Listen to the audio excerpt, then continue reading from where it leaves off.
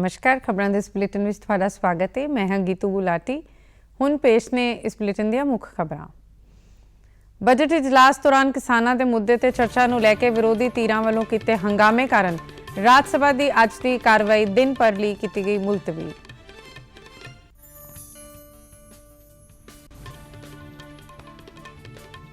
चंडीगढ़ नूं केंद्री बजट विच मिले 5186.12 करोड़ रुपए। पंजाब मंत्री ने सूबे के पिंडां विच साफ पीण वाला पानी मुहैया करवाउण लई हर घर पानी हर घर सफाई मिशन का कीता आगाज। हुण खबरां विस्तार नाल। बजट इजलास दौरान विरोधी पार्टियां वालों खेती कानूनां ते तत्काल बहस कराउण दी मंग नूं लैके विरोधी धीरां दे विरोध अते लगातार रौले रप्पे कारण राज सभा की कार्रवाई अज दिन भर लई मुलतवी कर दी गई है। विरोधी धीरां वालों कीते रौले रप्पे ते राज सभा के सभापति एम वेंकैया नायडू ने इस मुद्दे ते भलके चर्चा कराउण दा भरोसा दिता, पर विरोधी धीरां वालों रौला रप्पा जारी रखण कारण पहला कुछ समय लई अते फिर दिन भर लई कार्रवाई मुलतवी कर दी गई है। प्रधानमंत्री नरेंद्र मोदी ने कहा है कि आत्मनिर्भर भारत का बजट मौकों का बजट है अते इस नाल वख-वख खेतरां विच वाधा होवेगा। ट्वीट संदेश में प्रधानमंत्री ने कहा है कि यह बजट आम आदमी के जीवन नूं होर सौखा बनवाएगा, नाल ही व्यक्तियों, निवेशकों, उद्योग अते बुनियादी ढांचा खेतर लई कई सकारात्मक बदलाव लियावेगा। प्रधानमंत्री ने खुशी जाहिर करदਿਆਂ कहा है कि इस बार के बजट विच सेहत सेवावां ते विशेष ध्यान केंद्रित किया गया है, नाल ही खोज अते नवीनता ते भी जोर दिता गया है। श्री मोदी ने कहा कि बजट नाल रोजगार के मौकों विच भी स्पष्ट रूप विच वाधा होवेगा। उन्होंने कहा है कि यह बजट किसानां अते खेती खेतरां लई है। इस तो मेहनतकश अन्नदाता की आमदन दुगनी करन विच मदद मिलेगी। प्रधानमंत्री ने कहा कि खेती कर्जा मुहैया करवाउण होवेगा अते APMC की तजवीज़ मजबूत होवेगी। केंद्रीय खजाना मंत्री निर्मला सीतारमण ने कहा है कि बजट विच सेहत खेतर ते विशेष जोर दिता गया है। बजट विच सेहत खेतर लई 137% के वाधे नाल 2,23,000 करोड़ रुपए तो वध दी तजवीज़ की गई है। Substantially, progressively, as institutions absorb more, we shall commit more. Taking a holistic approach to health, we focus on strengthening three areas: preventive, curative, and well-being. New centrally sponsored scheme, PM Atmanirbhar Swasth Bharat Yojana, will be launched with an outlay of about 64,180 crores.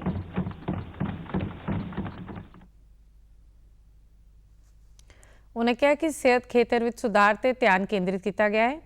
उन्होंने दस्सिया है कि एक नवी केंद्रित प्रायोजित योजना PM आत्मनिर्भर स्वस्थ भारत योजना 64,180 करोड़ रुपए के नाल 6 वरियां लई शुरू की जाएगी, जिस तहत 17,788 पिंडां ਅਤੇ 11,000 ਤੋਂ ਵੱਧ ਸ਼ਹਿਰੀ ਸਿਹਤ ਅਤੇ ਆਰੋਗਿਆ ਕੇਂਦਰ ਖੋਲੇ ਜਾਣਗੇ। ਦੇਸ਼ ਵਿੱਚ ਸਟਾਰਟ-ਅਪ ਨੂੰ ਹੁਲਾਰਾ ਦੇਣ ਵਾਸਤੇ ਟੈਕਸ ਛੂਟ ਦੇ ਦਾਅਵੇ ਦੀ ਪਾਤਰਤਾ ਇੱਕ ਹੋਰ ਸਾਲ यानी 31 मार्च 2022 तक ਵਧਾਉਣ ਦੀ ਤਜਵੀਜ਼ ਵੀ ਹੈ। ਖਜ਼ਾਨਾ ਮੰਤਰੀ ਨੇ ਕਿਹਾ ਕਿ ਬਜਟ ਅਨੁਮਾਨਾਂ ਵਿੱਚ ਪੂੰਜੀਗਤ ਖਰਚੇ 'ਚ ਭਾਰੀ ਵਾਧੇ ਦੀ ਤਜਵੀਜ਼ ਹੈ। ਇਸ ਲਈ 5,54,000 ਕਰੋੜ ਰੁਪਏ ਦੀ ਤਜਵੀਜ਼ ਹੈ, ਜੋ ਕਿ 2022-21 ਦੇ ਬਜਟ ਅਨੁਮਾਨ ਤੋਂ 34.5% ਵੱਧ ਹੈ। उन्होंने कहा कि इस बार के बजट में एक महत्वपूर्ण विशेषता यह है कि सरकार ने बुनियादी ढांचे खासकर सड़कों, पुलों और बंदरगाहों के निर्माण से बिजली उत्पादन पर ध्यान केंद्रित किया है। खजाना मंत्री ने कहा है कि बजट में वित्तीय खेत्रों में कई सुधारों का प्रस्ताव दिता गया है। उन्होंने कहा है कि जीवन बीमा निगम के IPO बीमा खेतर में सीधे विदेशी निवेश लिए खोलन आदि वास्ते कई कदम चुके गए हैं और केंद्रीय बजट में बीमा कंपनियों च विदेशी निवेश की सीमा 74% तक बढ़ाई गई है। केंद्र शासित प्रदेश चंडीगढ़ को कल संसद में पेश किए गए बजट दौरान 5186.12 करोड़ रुपए मिले हैं, जो कि पिछले साल के मुकाबले 48.02 करोड़ रुपए वाधे। यूटी प्रशासन वालों केंद्र तो शहर के विकास और होर खर्चों लिए 5671.30 करोड़ रुपए की मांग की गई सी। केंद्र वालों शहर लिए दिए गए बजट में चंडीगढ़ प्रशासन लिए 603.65 करोड़, सिक्ख्या लिए 849.50 करोड़, ਘਰੇਲੂ ਅਤੇ ਸ਼ਹਿਰੀ ਵਿਕਾਸ ਲਈ 950.41 ਕਰੋੜ, ਟਰਾਂਸਪੋਰਟ ਲਈ 299.42 ਕਰੋੜ ਰੁਪਏ, ਊਰਜਾ ਲਈ 925.19 ਕਰੋੜ ਰੁਪਏ, ਸਿਹਤ ਖੇਤਰ ਲਈ 546.86 ਕਰੋੜ ਰੁਪਏ ਅਤੇ ਹੋਰ ਖਰਚਿਆਂ ਲਈ 1011.09 ਕਰੋੜ ਰੁਪਏ ਜਾਰੀ ਕੀਤੇ ਗਏ ਨੇ। ਕੇਂਦਰ ਵੱਲੋਂ ਚੰਡੀਗੜ੍ਹ ਲਈ ਸਿੱਖਿਆ, ਪੁਲਿਸ ਅਤੇ ਸਿਹਤ ਸੇਵਾਵਾਂ ਨੂੰ ਪਿਛਲੇ ਸਾਲ ਦੇ ਮੁਕਾਬਲੇ ਪ੍ਰਸ਼ਾਸਨ ਦੀ ਮੰਗ ਤੇ ਵੱਧ ਰਕਮ ਦਿੱਤੀ ਗਈ ਹੈ, ਜਿਸ ਨਾਲ ਸ਼ਹਿਰ ਵਿੱਚ ਇਹਨਾਂ ਖੇਤਰਾਂ ਦੇ ਵਿਕਾਸ 'ਚ ਮਦਦ ਮਿਲੇਗੀ। ਭਾਰਤੀ ਜਨਤਾ ਪਾਰਟੀ ਦੀ ਚੰਡੀਗੜ੍ਹ ਇਕਾਈ ਦੇ ਪ੍ਰਧਾਨ ਅਰੁਣ ਸੂਦ ਨੇ ਬਜਟ ਬਾਰੇ ਕਿਹਾ ਹੈ ਕਿ ਕੇਂਦਰ ਵੱਲੋਂ ਚੰਡੀਗੜ੍ਹ ਦੇ ਬਜਟ ਵਿੱਚ ਕੀਤਾ 48 ਕਰੋੜ ਰੁਪਏ ਦਾ ਵਾਅਦਾ ਸ਼ਹਿਰ ਵਾਸੀਆਂ ਨੂੰ ਦਿੱਤੀਆਂ ਜਾਣ ਵਾਲੀਆਂ ਸੇਵਾਵਾਂ ਹੋਰ ਵਧੀਆ ਤਰੀਕੇ ਨਾਲ ਦੇਣ ਵਿੱਚ ਮਦਦਗਾਰ ਸਾਬਿਤ ਹੋਵੇਗਾ। ਕੇਂਦਰੀ ਖਜ਼ਾਨਾ ਮੰਤਰੀ ਵੱਲੋਂ ਕੱਲ ਸੰਸਦ ਵਿੱਚ ਪੇਸ਼ ਕੀਤੇ ਗਏ ਆਮ ਬਜਟ ਬਾਰੇ ਚੰਡੀਗੜ੍ਹ ਵਾਸੀਆਂ ਨੇ ਆਪਣੀ ਪ੍ਰਤੀਕਿਰਿਆ ਦਿੰਦਿਆਂ ਇਸ ਨੂੰ ਵਧੀਆ बजट करार देता है।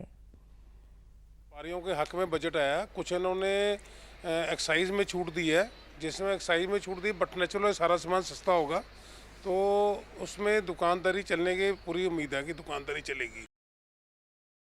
कि भी टैक्स के पीछे हमारी व्यापार मंडल की बड़ी देर से डिमांड थी कि जो टैक्स है, जो जीएसटी है, उसको सिंप्लीफाइज किया जाए। तो इस बार हमारे फाइनेंस मिनिस्टर ने बोला है कि इसको हम सिंप्लीफाई करेंगे, इसका हम वेलकम करते हैं। ये जो हेल्थ को लेके इन्होंने वैक्सीन का 35,000 करोड़ रुपए का बजट निकाला, ये बहुत बढ़िया है। महामारी में ऑल ओवर वर्ल्ड से लोग इसकी वेट कर रहे थे वैक्सीन की, वो जो सरकार के पास पहुंच गई है और इन्होंने मैक्सिमम बजट इसके लिए जो टीकाकरण है घर घर तक पहुंच जाए, ये वो सरकार ने बहुत बढ़िया किया है। और मैं चाहता हूँ जो बाकी हेल्थ का इन्होंने बजट निकाला उसमें भी काफ़ी बढ़िया वो करे पब्लिक के लिए, ये हमारी उम्मीद है सरकार से। इस दफ़ा जो बजट पेश किया है वो मन लुभावने वाला है, लालच वाला नहीं है। उन्होंने जो इनकम टैक्स की स्लैब बताई है व्यापारियों के लिए, वह 3 साल की बुक्स रख सकते हैं, जैसे आगे 7 साल 6 साल की थी, उसमें व्यापारियों को ये फ़ायदा ज़्यादा कागज़ संभालने की ज़रूरत नहीं रही। बाकी जो इन्होंने किसानों के लिए सेस लगाया है वो उनको ही देना है, उसमें उनको फ़ायदा है, पब्लिक पे नहीं है कोई भी टैक्स। ये पब्लिक पे टैक्स बहुत कम लगाया गया है, उसमें रिलीफ दी गई है, कोई ऐसी परेशानी वाली बात नहीं है, बजट ठीक है। हरियाणा के मुख्यमंत्री मनोहर लाल ने कहा है कि साल 2021-22 का बजट विकासमुखी, गरीबां दी भलाई वाला और भविख के अनुकूल है। मुख्यमंत्री ने बजट ते अपनी प्रतिक्रिया दिंदियां कहा है कि यह बजट अर्थव्यवस्था नूं वड्डे पद्धर ते प्रफुल्लित करेगा और आत्मनिर्भर भारत के संकल्प नूं होर मजबूत करेगा। खुशी है इस बात की कि पिछला ये पूरा वर्ष जैसे कोविड का निकला है और जैसे पूरा अर्थतंत्र, पूरी जो आर्थिक गतिविधियां, उसके ऊपर एक बहुत बड़ी कठिनाई जो आई, उसके बावजूद भी इस वर्ष का ये जो बजट है बहुत संतुलित और बहुत लोकहित का ये बजट ये पेश किया गया है। हमारी वित्त मंत्री श्रीमती निर्मला सीतारमण जी ने जो बजट पेश किया है उसमें विशेष तौर पर शिक्षा, उसमें स्वास्थ्य, उसमें इंफ्रास्ट्रक्चर और उसमें जितने भी आवश्यक जितनी भी चीज़ें थी सामाजिक सुरक्षा के नाते भी बहुत सी चीज़ों का ध्यान में रखा है ताकि समाज को उसका लाभ हो। मुख्यमंत्री ने कहा कि इस वधिया बजट लिए वो केंद्रीय खजाना मंत्री का धन्यवाद करते हैं। उन्होंने कहा कि हरियाणा मोहरी सूबा है जिसने पिंडां नूं लाल डोरे तो मुक्त करने की योजना शुरू की थी। उन्होंने कहा कि हरियाणा की इस स्कीम की देश भर में शलाघा हो रही है और मौजूदा समय में इसनूं 8 सूबों च प्रधानमंत्री स्वामित्व स्कीम के नाल चलाया जा रहा है। मुख्यमंत्री ने कहा कि इस बार का बजट प्रधानमंत्री के साल 2022 तक किसानों की आमदन दुगनी करने के सुपने को साकार करने में मदद करेगा। हरियाणा के खेतीबाड़ी मंत्री जयप्रकाश दलाल ने कहा है कि बजट नाल पिंडां दे लोकां ਅਤੇ खास करके किसानों को लाभ होगा। उन्होंने कहा कि केंद्रीय बजट में 1000 नवीं ई मंडियां स्थापित करने का ऐलान किया गया है।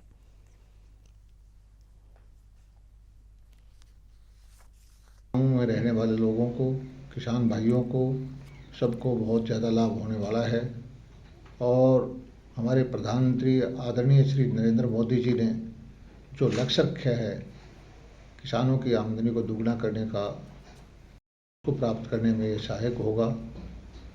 और एक भ्रांति जो फैलाई गई थी कि एमएसपी नहीं रहेगी, उसका भी समाधान बजट भाषण में किया गया है और स्पष्ट तौर पर लिखा गया है की लागत में 50% मुनाफा जोड़कर MSP मिलती रहेगी।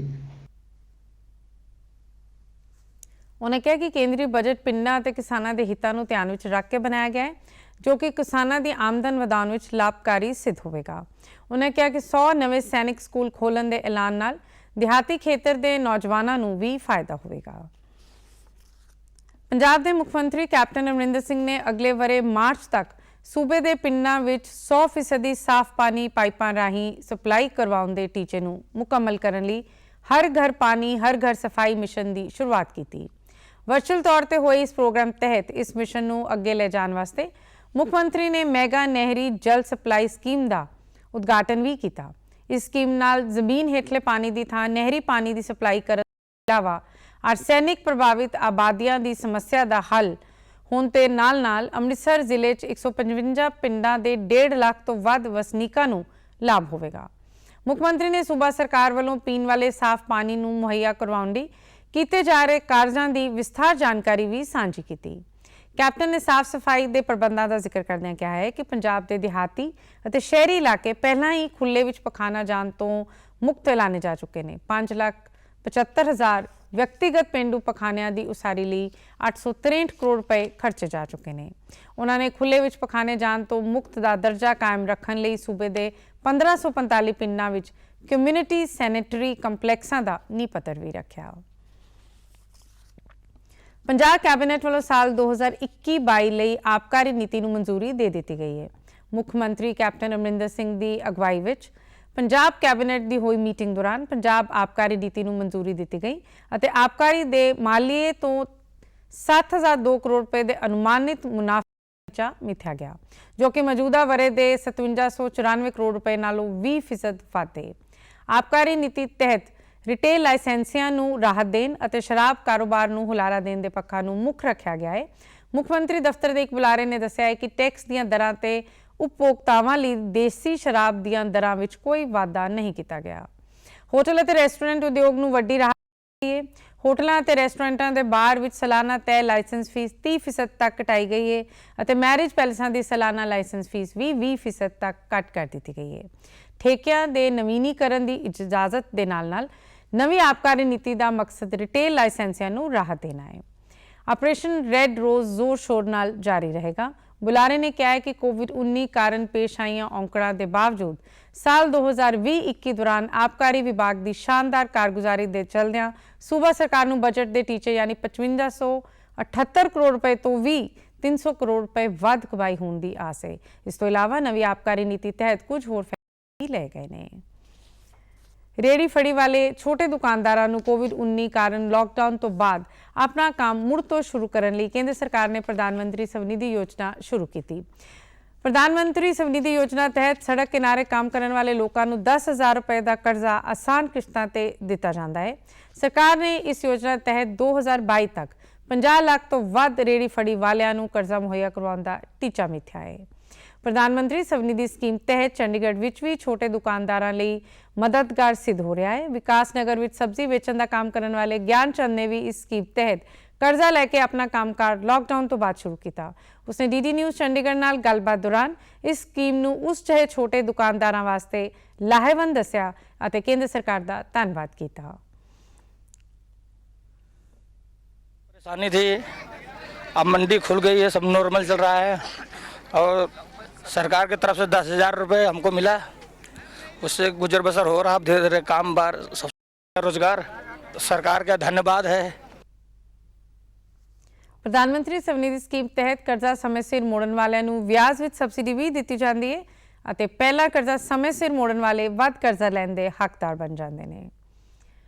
कोविड-19 का खतरा अजे टलिया नहीं है, इसलिए सब नूं बेनती है कि बाहर जाने वाले मास्क जरूर पा के रखो, जरूरी समाजिक दूरी बना के रखो और अपने हथ वार-वार साबन नाल धोवो ਜਾਂ सैनिटाइजर की वरतों करो। ਸਮੁੱਚੀ ਮਾਨਵ ਜਾਤੀ ਨੂੰ ਆਪਣੇ ਕਲਾਵੇ ਵਿੱਚ ਲੈ ਚੁੱਕਿਆ ਹੈ ਅਤੇ ਟੀਕਾ ਜਾਂ ਦਵਾਈ ਉਪਲਬਧ ਹੋਣ ਤੱਕ ਕੋਰੋਨਾ ਮਹਾਮਾਰੀ ਖਿਲਾਫ ਮਨੁੱਖਤਾ ਦੀ ਜੰਗ ਜਾਰੀ ਹੈ। ਅਜਿਹੇ ਸਮੇਂ ਸਭ ਤੋਂ ਜ਼ਰੂਰੀ ਹੈ ਸਾਵਧਾਨੀ ਅਤੇ ਬਚਾਅ। ਫੇਸ ਮਾਸਕ ਕੋਰੋਨਾ ਤੋਂ ਰੋਕਥਾਮ ਦਾ ਸਭ ਤੋਂ ਪ੍ਰਭਾਵਸ਼ਾਲੀ ਤਰੀਕਾ ਸਾਬਤ ਹੋਇਆ ਹੈ। ਵਿਸ਼ਵ ਸਿਹਤ ਸੰਗਠਨ ਅਤੇ ਮਾਹਰਾਂ ਦੀ ਖੋਜ ਦਾ ਵੀ ਇਹੋ ਨਤੀਜਾ ਹੈ ਕਿ ਮਾਸਕ ਨਾਲ ਮੂੰਹ ਅਤੇ ਨੱਕ ਨੂੰ ਚੰਗੀ ਤਰ੍ਹਾਂ ਢੱਕ ਕੇ ਕਰੋਨਾ ਲਾਗ ਨੂੰ ਘੱਟ ਕੀਤਾ ਜਾ ਸਕਦਾ ਹੈ।